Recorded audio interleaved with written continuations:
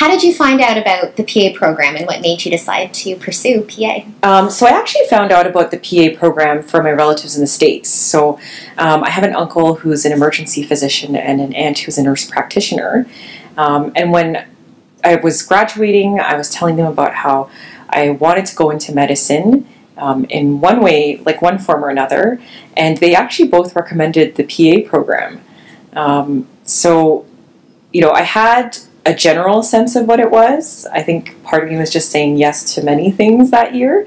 But once I was in the interviews, I realized like how much I wanted to be a part of the program. And that was the PA interviews? Yes. Okay. So what were some of the things that your uncle and your, was it your aunt that was the nurse practitioner? Yeah. What were they saying about the profession that made them want to recommend it to you? I think quality of life was the biggest thing.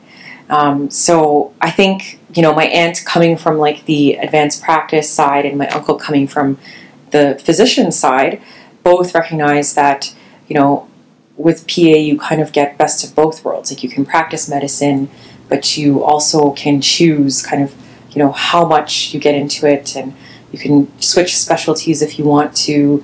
You can choose to work call or not do call, whether, you know, whatever your preference is.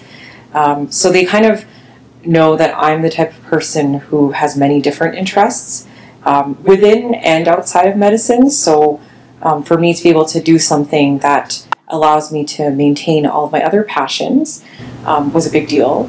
And I think their other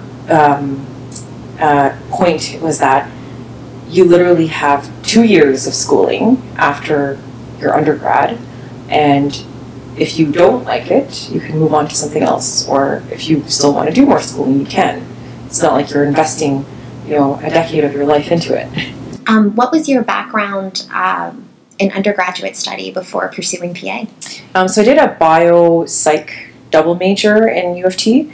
So it's actually called Exceptionality in Human Learning. Oh, wow. So it's a combination of like disability studies as well as biology. And then I went straight to the PA program afterwards. Were you considering other programs at that time? Yeah, so I had thought about behavioral therapy, and I definitely thought about going into an MD program. So how was your experience going through the PA program? Oh, it was great. I actually think out of the 6 years of school that I had done, those two were my favorite. Okay. So in my first year, when we do those longitudinal clinical experiences, I had met an oncologist, and just the way she introduced oncology to me was kind of what hooked me. And since then, I had kept in touch with her. So throughout clerkship, I would try to do as much oncology as I could. I did it in Sunnybrook. I also went to Johns Hopkins and did a month elective there. That's in the United States? Yeah. Oh, wow. And even within my surgical rotation, you get to choose like a selective. So I had asked to be put into surgical oncology for at least 2 weeks.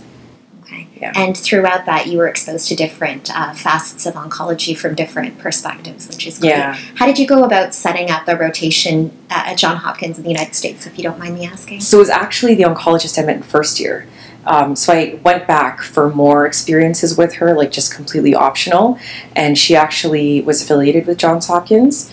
So I told her how much I really liked oncology. And so she not only set me up with a rotation there, but she set me up with a PA there. So I actually got to know what PAs were doing in oncology before they like really even existed here in Canada. And I think I was actually like I was actually the first PA, Canadian PA to come there. So that was a really cool experience for them too. Yeah, and I think there's about 14 or 15 of oncology PAs in Ontario. Yeah, I think so, yeah. Yeah, that's really neat. So you're definitely a trailblazer in that regard. Yeah. Did you need any special visas to get that set up to be in the States for, I'm not sure how many weeks, 4 or so? It was 4 weeks, and I think all I needed was a letter. So a letter from Johns Hopkins acknowledging that I was coming there, and a letter from my school saying that I'm coming there for an elective, and so I just showed that at the border. Okay, fantastic. That's Yeah. great. You're